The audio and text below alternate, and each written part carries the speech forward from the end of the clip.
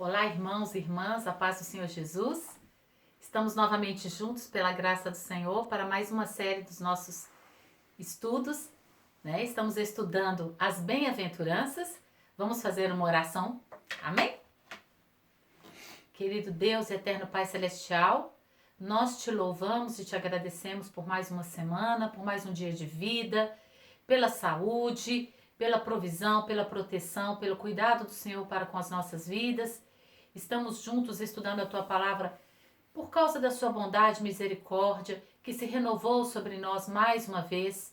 Obrigado por a proteção, cuidado do Senhor, por todo esse amor. Obrigado por tudo que o Senhor tem feito por nós. Eu oro a Deus para que o Senhor abençoe o meu irmão, minha irmã, que está agora mesmo assistindo esse vídeo, ouvindo esse vídeo, que ele possa ser abençoado pelo Senhor, guardado pelo Senhor, sua casa, sua família. Oh Deus, até os bichinhos de estimação que sejam atingidos pela graça e o favor do Senhor, pela proteção do Senhor. Nós oramos pelos méritos do Senhor Jesus Cristo, nosso Rei, Senhor e Salvador. Amém. Então, irmãos, estamos muito felizes, né? Mais uma vez juntos, mais um degrau nessa escada maravilhosa que nós chamamos de bem-aventuranças. Se você ainda não assistiu, os vídeos estão aí disponibilizados no canal da nossa igreja, New Hope Fellowship Church. Você é muito bem-vindo, pode se inscrever e você terá acesso a todas as pregações, todos os vídeos. Estamos aqui para servir a sua vida, para abençoar o seu coração. E hoje nós vamos trabalhar mais um verso da bem-aventurança. Bem-aventurados os limpos de coração, porque eles verão a Deus. Bem-aventurados os limpos de coração, porque eles verão a Deus. Vamos ver o que podemos extrair, né, na nossa limitação da beleza, da profundidade dessa fala de Jesus Cristo, nosso Senhor e Salvador, da riqueza dessa fala. Você já sabe, mas não custa relembrar. Nós estamos trabalhando a partir do Evangelho segundo Mateus, nós estamos no capítulo 5, nós estamos no início do Sermão da Montanha, aquela fala maravilhosa de Jesus, quando ele subiu a montanha, se assentou junto com seus discípulos, e ali estava uma multidão que o cercava, né? E ele começou a ensinar. Primeiro Jesus, nós já sabemos, ele evangeliza, ele chama para si os seus discípulos e depois ele começa a ensinar. E no começo do seu ensino, ele vai destacar o que nós chamamos de bem-aventuranças. Irmãos, desculpem, estou limpando o óculos aqui. Quem tem óculos sabe o que é. Quando você coloca o óculos e começa a ver uma manchinha, né? Vamos falar de limpeza e eu estou vendo uma sujeira. Pois é, limpos de coração. O que é limpo, de acordo com esse contexto? Bem-aventurado, você já sabe, mais do que feliz, pleno, satisfeito, aquele que tem aquela sensação de plenitude, né? Experimenta isso aqui na terra. Jesus está dizendo que você e eu podemos experimentar essa plenitude de satisfação, de alegria, de contentamento aqui na terra, se nós formos, hoje vamos ver o quê? Limpos de coração. E existe um prêmio, uma fala de Jesus, assim, uma garantia que os limpos de coração, eles vão ver a Deus. Vamos ver lá então, a ética bíblica, como nós podemos perceber, ela foi ensinada por Jesus, está em Mateus 15, de 18 a 20. Eu gostaria de ler com os irmãos. Mas o que sai da boca procede do coração, e isso contamina o homem, porque do coração procedem os maus pensamentos, mortes, adultérios, fornicação, furtos, falsos testemunhos e blasfêmias. São essas coisas que contaminam o homem. Mas o comer e beber sem lavar as mãos, isso não contamina o homem. Nós vamos ver Jesus falando esse mesmo conteúdo em Marcos no capítulo 7. Especificamente o versículo 14 e o versículo 22, onde ele vai falar que o que sai de dentro do homem é o que o contamina. O Salmo 24, versículo 3 e 4 diz assim: quem subirá ao monte do Senhor? Quem habitará no seu santo lugar? Essa é a pergunta que o salmista faz. E ele mesmo responde dizendo: o que é limpo de mãos e puro de coração. E ele continua dizendo, o que não entrega sua alma à falsidade, nem jura dolosamente. Limpo de mão, puro de coração. Limpeza e pureza, dentro do contexto judaico, é uma mesma palavra, tá? E quer dizer, basicamente, sem substância que contamina. Sem sujeira, sem contaminação. Então, Jesus está falando da pureza, puro ou limpo de coração. É aquele que tem o quê? Uma clareza, uma limpeza, uma transparência interna que vai se refletir externamente. Bonito isso, né? Porque o Senhor nos vê por dentro. Ele vê o coração. É o coração. Do coração sai o quê?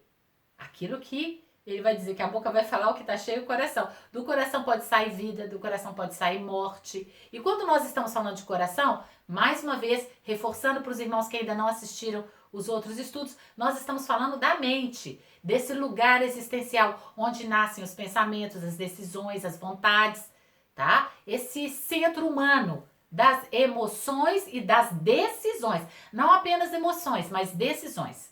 Especificamente, quando o judeu queria falar única e exclusivamente das emoções, ele falava dos rins, das entranhas. Mas quando ele estava falando desse lugar da decisão, desse lugar da razão, do pensamento, da elaboração das decisões, das vontades, ele vai falar do coração. Essa é a palavra que representa para nós, talvez, a mente, né?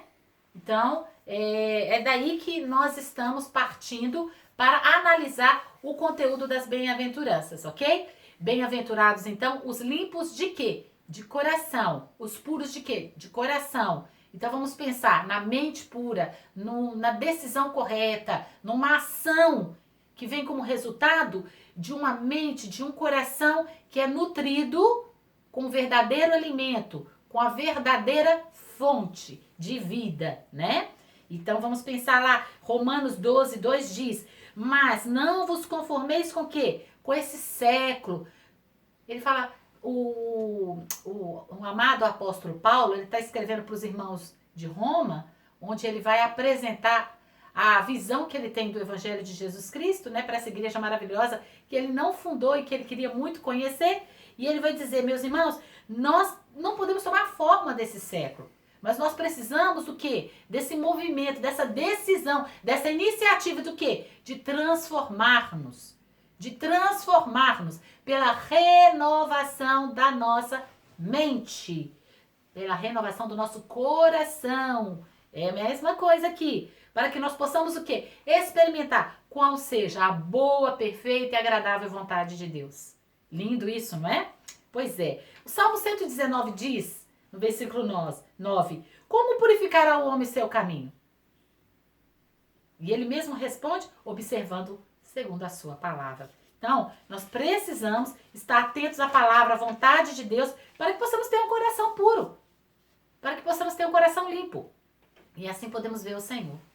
Em Gênesis, né, nós podemos perceber a partir do primeiro homem, Adão, que ele era, lendo ali Gênesis 1, Gênesis 2, especificamente falando da formação do ser humano, nós vamos ver que o homem no paraíso, ele era puro, ele era limpo de coração. E o que acontecia com ele? Ele via Deus, né? No cair da tarde, na viração do dia, o Senhor aparecia e conversava, dialogava. Esse homem tinha um relacionamento com Deus. Isso é muito bonito. Um homem perfeito, um homem sem pecado, um homem puro de coração. Nós podemos destacar 4 aspectos maravilhosos para a nossa reflexão hoje sobre limpeza e pureza de coração. Ele via Deus, ele tinha um bom relacionamento com Deus. Deus vinha a seu encontro. E eles conversavam, dialogavam. Eu fico imaginando que lindo devia ser, né? Ele também tinha um bom relacionamento consigo mesmo, né? Ele se dava bem consigo mesmo. Ele não tinha nenhuma crise existencial. A crise dele começa com a queda. Aí ele não consegue se ver, ele vai se tampar, vai procurar alguma coisa para se tampar, folhas de figueira, ele vai se esconder, né?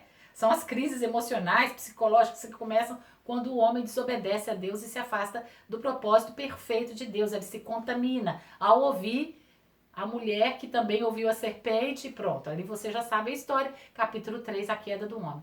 Mas voltando aqui ao capítulo 2, no estado de pureza, de limpeza, esse homem vê Deus, esse homem está bem consigo mesmo, não é verdade?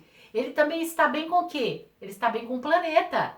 Ele está participando da beleza e contribuindo na construção e na implementação da beleza desse planeta, que a gente pode ver ali no protótipo, né? O jardim do Éden, esse espaço criado por Deus, onde tudo funciona perfeitamente em harmonia. E ele está em harmonia com o planeta, ele está em harmonia com a natureza, ele está em harmonia com os animais, ele dá nome aos animais.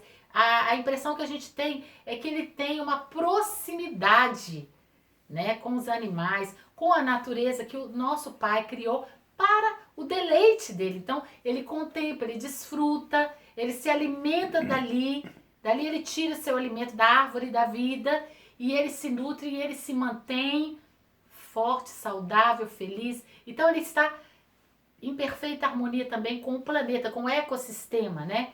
Então, ele está bem com quem também? Ele está bem com seu semelhante, porque Deus cria para ele, a partir dele, uma mulher, não é verdade? E ele está dormindo, ele acorda já fazendo poesia. Olha que coisa bonita. Está fazendo poesia. Ele vai dizer, essa é osso dos meus ossos, carne da minha carne. Não é verdade? Será chamada varão porque o varão foi tirado. Que coisa bonita.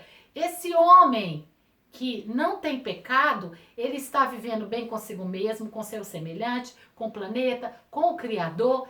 Essa é, digamos assim, a proposta de Deus para cada um de nós e é o desejo do coração dele, que possamos experimentar isso, essa plenitude, não é verdade? Que coisa linda. O paraíso, a gente chama isso de paraíso, isso mesmo. Pois bem, no entanto, nós sabemos que infelizmente o homem caiu, escolheu o pecado e não tem mais pureza no seu coração. E por causa da queda, nós perdemos essa pureza de coração, essa, digamos assim, santidade, porque não havia pecado no homem antes da queda. O homem se tornou pecador. É muito triste isso, não é verdade? Pois bem, e por causa do pecado, nós entramos, digamos assim, em crise com tudo. Em crise conosco mesmo, em crise com o semelhante, em crise em relação ao planeta, ao uso e consumo dos bens naturais, em crise com a nossa relação com tudo aquilo que Deus criou. E estamos aí. Aqueles que têm Jesus e andam bem pertinho dele sabem que a proposta do Senhor Jesus para cada um de nós é que voltemos a esse lugar existencial. Pela fé em Jesus Cristo nós podemos voltar. Vamos ver lá no Antigo Testamento, em Isaías. Ai, irmãos, eu queria trabalhar isso com vocês porque eu acho muito bonito para a gente continuar. Isaías 6, de 1 a 8, é uma das porções lindíssimas da Escritura, onde nós vemos Isaías encontrando, ele vendo o Senhor. E Isaías vai ter um choque, né? Vamos ver como que Deus revela para Isaías. Isaías 6, de 1 a 8 diz assim a palavra: no ano em que morreu o rei Uzias, eu vi o Senhor assentado sobre o alto e sublime trono, e as abas do seu manto enchiam o templo. Serafins estavam por cima dele, cada um tinha 6 asas, com 2 cobriam seus rostos, com 2 cobriam os seus pés, com 2 voavam. E clamavam uns aos outros, dizendo: Santo, Santo, Santo é o Senhor dos exércitos. Toda a terra está cheia da sua glória.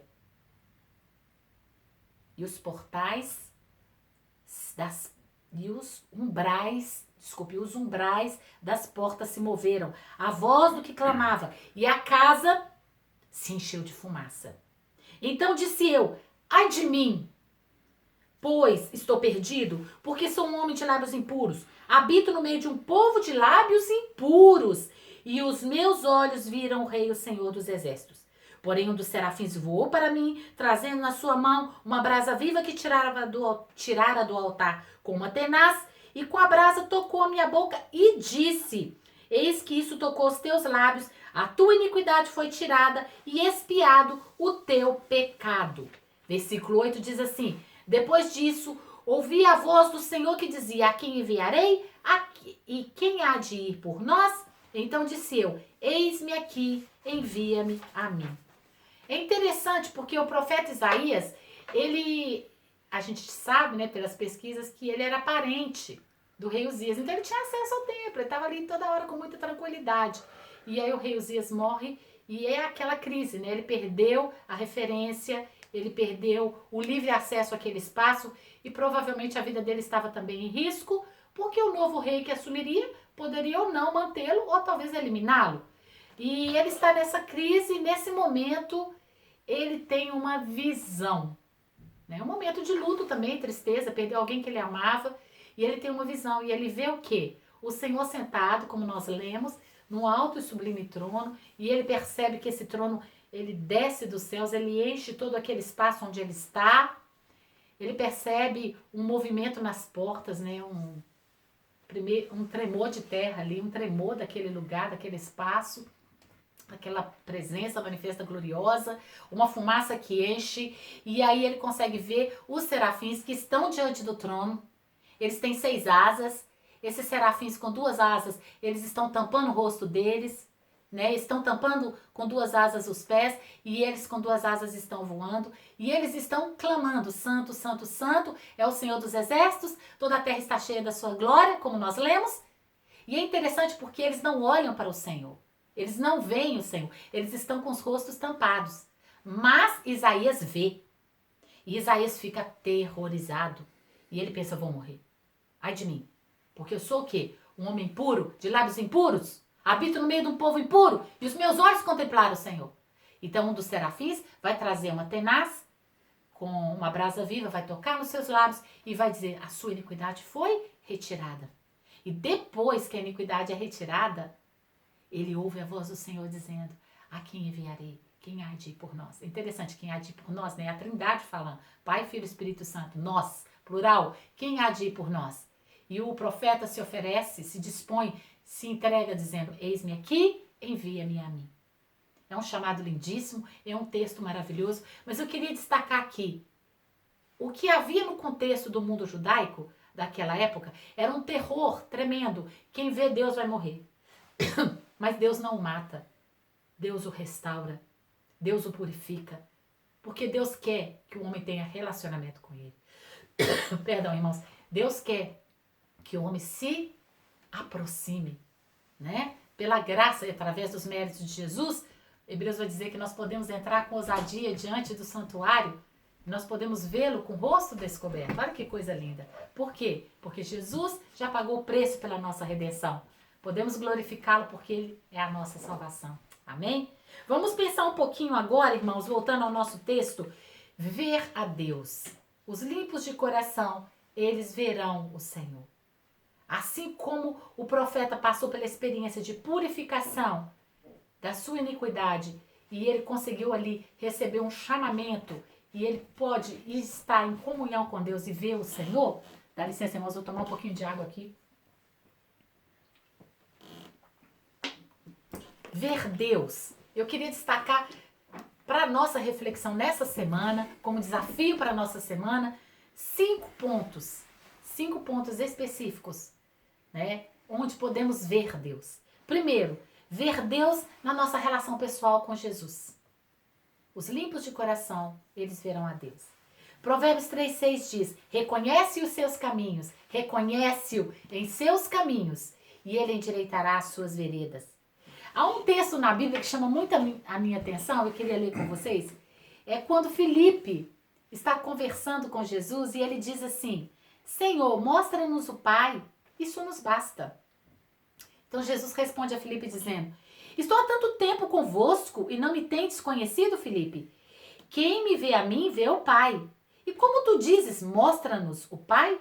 Não crês tu que eu estou no Pai e que o Pai está em mim?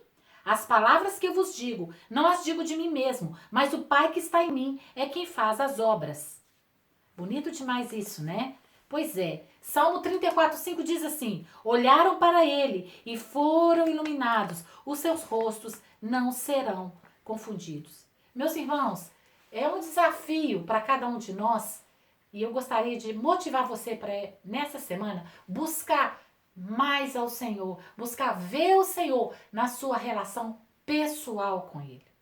Os limpos de coração, eles verão a Deus. Como purificará o homem seu caminho? observando segundo a sua palavra. Que a luz da palavra do Senhor, a luz da sua comunhão pessoal e íntima com o Senhor Jesus, você possa ver o Senhor. Você possa passar por esse processo de purificação, de limpeza contínua, como nós lemos em Romanos 12, 2, renovação da nossa mente, renovação, transformação, a palavra de Deus, a comunhão pessoal com Deus, através da adoração, dos cânticos, da leitura da palavra, ela vai nos limpando, né? A nossa relação, nosso relacionamento com Deus vai nos purificando, dia após dia, de fé em fé, de glória em glória. Nós vamos sendo transformados à imagem do Senhor Jesus Cristo, para que a beleza dele se veja em nós, com a sua pureza, com o seu amor. Segundo ponto que eu queria destacar, ver Deus ver Deus na natureza, ver Deus nas coisas criadas, né? O Salmos 19, de 1 a 4 diz: a beleza do Senhor ali, né? Os céus, o que os céus fazem? Declaram a glória de Deus. O firmamento anuncia as obras de suas mãos. Um dia faz declaração ao outro dia, e uma noite revela conhecimento à outra noite. É interessante que não há linguagem, não há fala, e deles não se ouve nenhum som, mas eles declaram, na verdade, eles anunciam. E esse Salmo 19 vai dizer que a lei do Senhor é perfeita e ela restaura a alma, que o mandamento do Senhor é fiel e dá sabedoria aos simples, que são mais desejáveis do que o ouro depurado. São mais doces do que o mel e o destilado dos favos. Então, contemplar o Senhor na natureza, contemplar o Senhor nos seus ensinos. A natureza declara para nós. Salmo 121, eleva os meus olhos para os montes, de onde me virá o socorro? Meu socorro vem do Senhor, que fez os céus e a terra. Quando nós passamos a contemplar as obras do Senhor, as maravilhas que Ele criou, é também uma forma de nós purificarmos os nossos olhos, o nosso coração, a nossa mente. Não é verdade? Nós vamos nos enchendo de gratidão, vamos nos enchendo ao contemplar a grandeza, a soberania, o poder de Deus. Isso vai nutrindo a nossa alma de esperança, porque Ele está no controle. Ele mantém o controle de todas as coisas. Ele põe limite nos oceanos, Ele põe limite no mar e o mar não vai traspassar. Ele se revela através, às vezes, de um animalzinho. Você pode contemplar o animalzinho e perceber a beleza, o cuidado de Deus nos detalhes da natureza. Os animais, os pássaros, tanta coisa linda, os rios, as montanhas, as cachoeiras. Os céus proclamam a glória de Deus. Podemos ver a beleza do Senhor na natureza. O salmista vai dizer no Salmo 8, ó Senhor, Senhor nosso, quão admirável é o teu nome sobre toda a terra. Quão admirável é o teu nome sobre toda a terra. E aí o salmista vai descrevendo tudo que o Senhor fez com tanta beleza. O Salmo 8 é muito lindo. Eu te convido a lê-lo depois. Então nós podemos, é uma segunda forma de purificar o nosso coração, de encher a nossa mente. Nós estamos trabalhando aí, né? A mente é o coração. Então, purificar o nosso coração, purificar a nossa mente, para poder ver Deus. Onde nós podemos ver Deus? Nós podemos ver Deus na nossa relação pessoal com Jesus, que desenvolvemos a partir da oração, da leitura da palavra, do louvor. Podemos ver Deus através da natureza, contemplando tudo aquilo que Ele criou para nós com tanta maravilha e poder. Podemos ver Deus na dor, na identificação, no sofrimento e também na decepção. Olha, a gente pode ver Deus na decepção, sabia? Em Lucas, no capítulo 24, de 13 a 35, nós temos uma experiência dos discípulos andando pelo caminho de Emaús. Eles estavam muito decepcionados, tristes, estavam naquele momento de luto. Por quê? Porque Jesus tinha sido crucificado. E como eles vão declarar na leitura, se vocês acompanham aí Lucas 24, eles estavam esperando que Jesus fosse o profeta que restauraria Israel. Então eles estão ali conversando, eles estão bem angustiados, eles estão nesse processo de luto, estão muito tristes, estão decepcionados e eles estão deixando Jerusalém, indo em direção a Emaús. Eles estão caminhando, a aldeia ficava quase 11 quilômetros de distância e eles estão conversando sobre Jesus. um coração partido, sofrido, doído, e Jesus aparece no meio deles e entra no diálogo, e a conversa é lindíssima. E é interessante que depois eles convidam Jesus para entrar, quando eles chegam na cidade, Jesus entra, eles convidam Jesus para comer, e quando Jesus vai comer, Jesus dá graças e vai partir o pão, e eles reconhecem que é Jesus.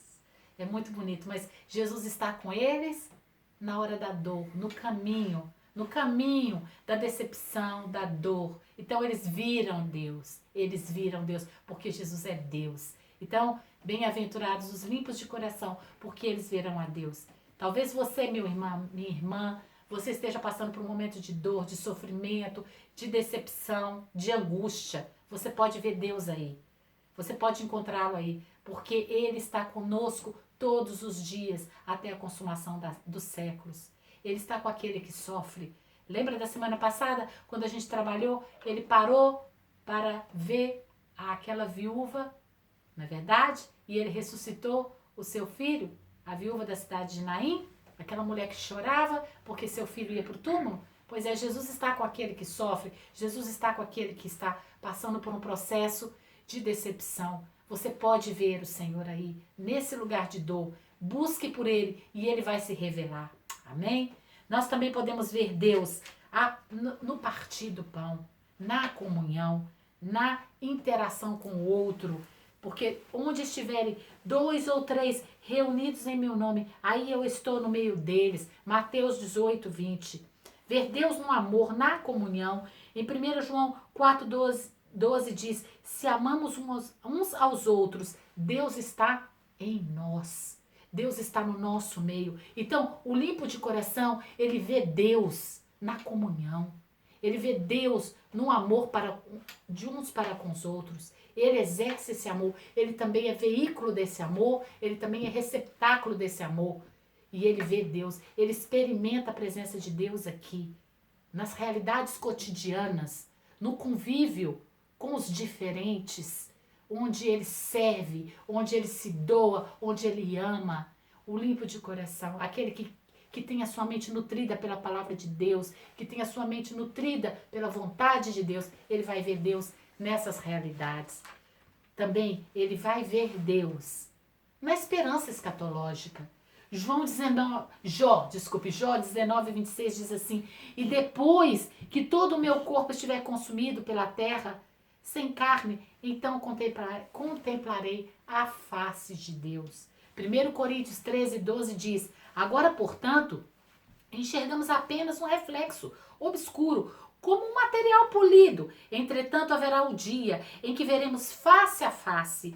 Hoje conheço em parte, então conhecerei perfeitamente, da mesma maneira como plenamente sou conhecido. 1 João 3,2 diz, quando ele se manifestar, seremos semelhantes a ele. Filipenses 3,21, ele transformará o nosso corpo mortal, ele transformará. Apocalipse 1,7 diz, todo o olho verá naquele grande dia, até mesmo os que o traspassaram. Jó 19:25 diz, eu sei que o meu Redentor vive e que por fim se levantará sobre a terra. Nós o veremos também na esperança escatológica. Sabemos que veremos plenamente a manifestação do seu reino. Né? Não vemos totalmente, plenamente, como o apóstolo diz, é como se olhássemos para um bronze polido, nós enxergamos com um pouco de dificuldade, mas conseguimos ver pistas que apontam, manifestam a glória dele para nós, a beleza dele para nós. Mas sabemos que haverá aquele grande dia em que veremos plenamente. E tudo aquilo que aqui ainda não nos foi respondido, não nos foi plenamente revelado, nos será plenamente revelado naquele dia. Amém, meu irmão, minha irmã? Podemos perceber, bem-aventurados os limpos de coração, porque eles verão a Deus. Podemos perceber que Deus nos convida para sermos esses limpos de coração. Podemos perceber que Ele nos convida para sermos aqueles que veremos a sua presença, veremos a sua manifestação. Tente fazer esse exercício essa semana. Procure ver Deus na sua relação pessoal com Ele. Amém? Na sua relação com a natureza que ele criou. Procure ver Deus também nas questões que te intrigam, que te fazem sofrer, ou que fazem o seu semelhante sofrer, e você se aproxima com amor e ternura para cuidar, para servir, para se doar, para se identificar. Como nós já vimos, chorar com os que choram, não é verdade? Para oferecer seu abraço amigo, mesmo que seja virtual, porque não podemos nos abraçar pessoalmente, mesmo que seja virtualmente, fazer esse exercício. Vamos tentar vê-lo, ser limpos de coração, e tentar ver Deus na comunhão.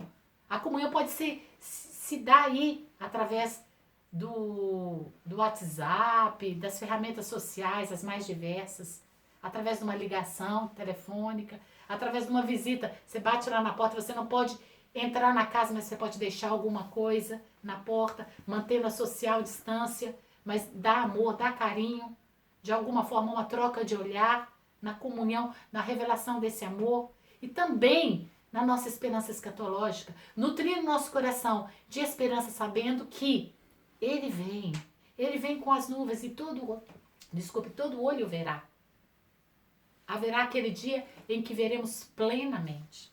Amém? Oremos para que o Senhor nos conduza em triunfo nessa semana e que possamos, pela sua graça, manter o nosso coração limpo e ver o Senhor. Pai, em nome de Jesus, te agradecemos porque podemos contemplar o Senhor pela sua bondade e misericórdia nas várias circunstâncias que nos advêm. Te peço, ó Deus, que nos revele a Ti mesmo, através da nossa comunhão pessoal, através da nossa comunhão uns com os outros, através da nossa identificação, através, ó Deus, da natureza que o Senhor criou, e que o Senhor nutre o nosso coração com essa esperança de que um dia te veremos plenamente. E que o Senhor nos chame a cada um, assim como o Senhor chamou o profeta Isaías. Queremos nos oferecer a Ti, dizendo, eis-nos aqui, envia-nos a nós. Usa-nos para a glória do Teu nome nessa semana. Possamos viver uma semana maravilhosa, para que o Teu reino venha e a Tua vontade seja feita, assim na terra como ela é feita no céu. Nós clamamos a Ti pelos méritos de Jesus Cristo, nosso Senhor e Salvador.